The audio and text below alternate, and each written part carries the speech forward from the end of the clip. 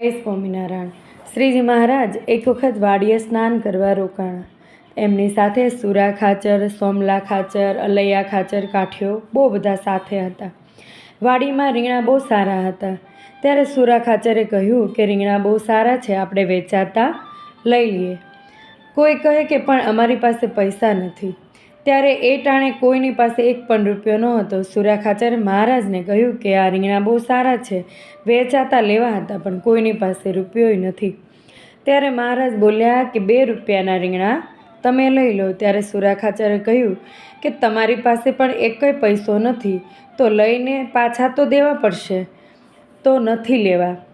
ત્યારે મહારાજ બોલ્યા કે 2 રૂપિયાના રીંગણા લઈ લો। પછી સુરા ખાચરે 2 રૂપિયાના રીંગણા લઈને બાંધ્યા। ત્યાં તો એક હરિભગત આવ્યા, મહારાજને પગે લાગ્યા અને 2 રૂપિયાની ભેટ મૂકી।